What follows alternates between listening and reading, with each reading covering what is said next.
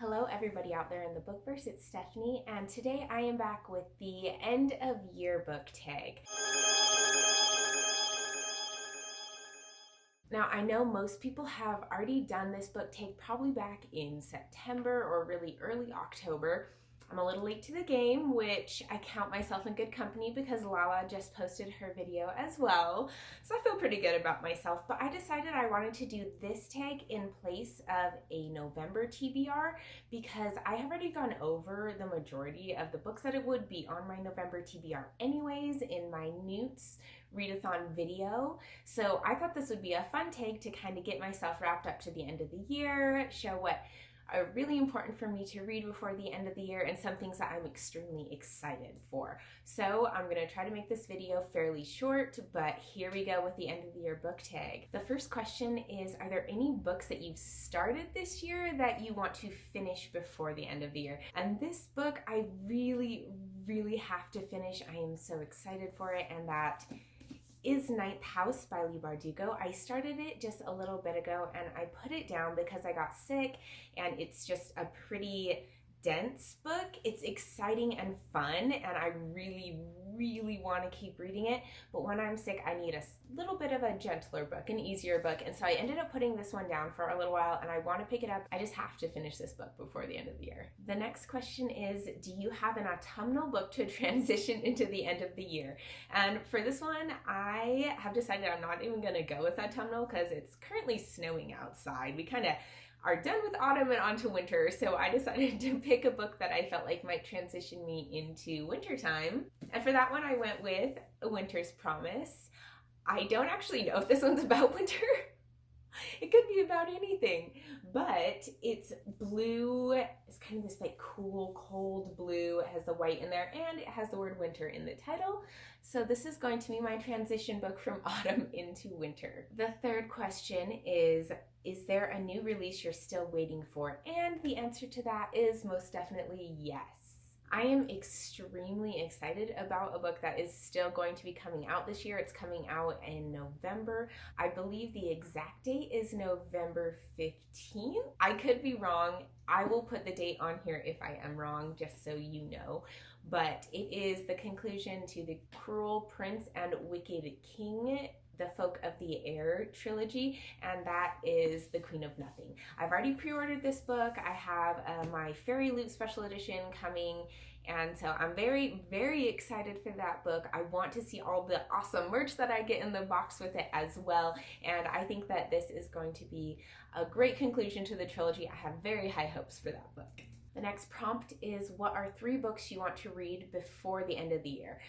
I've already talked about some books that I want to read before the end of the year, but I decided for this one to pick 3 books that I hadn't mentioned yet. So I went with Stalking Jack the Ripper by Carrie Maniscalco, A Court of Thorns and Roses by Sarah J. Maas, and The 7.5 Deaths of Evelyn Hardcastle by Stuart Turton.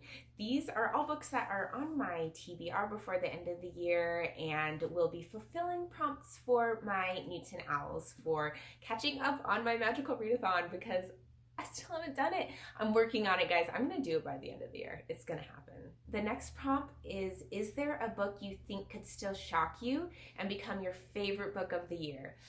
I actually am really hoping, I have such high hopes for this book. I'm hoping that my high hopes don't kind of crush the book and make it worse than it actually is. But that is Ninth House by Leigh Bardugo. I think this has an awesome premise. The way it started out seems great. I am enjoying the main character. I love that she's a flawed character and she's a character that's not perfect. She makes a lot of mistakes. She's a little bit of a morally gray character, but she's fun and she's witty and she has this amazing personality that I actually am enjoying reading about so much. And the societies in here are fascinating.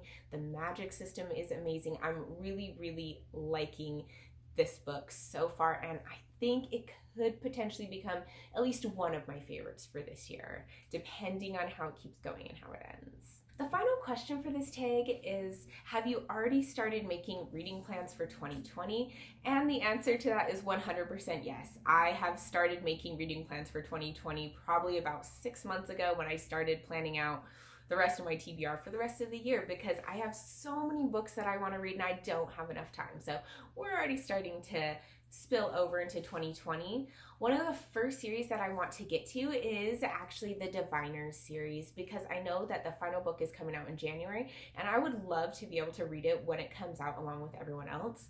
This is a YA fantasy set in the 1920s, and it seems like it would be so much fun. There are a lot of readathons going on with it, and I just want to be able to join in with everyone else when they're reading the conclusion to this series.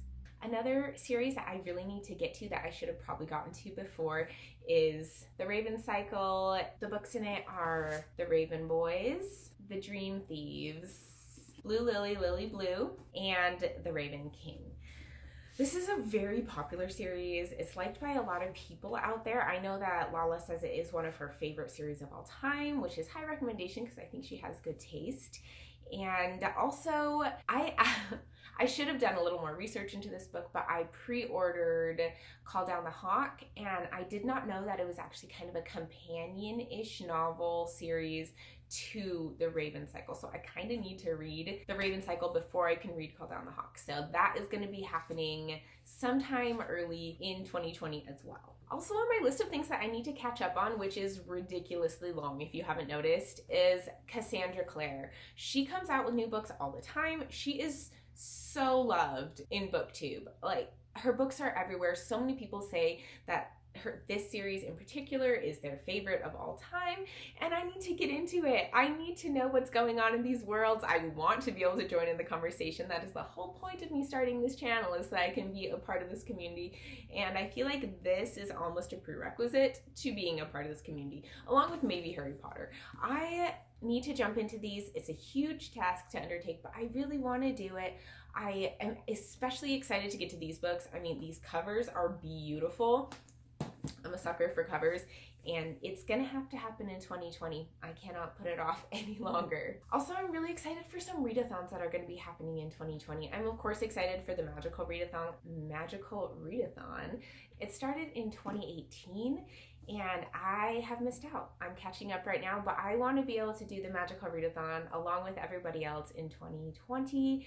I want to be able to do my owls and my newts in the correct months and not try to cram them all in at the end of the year. It's probably not proper Hogwarts etiquette.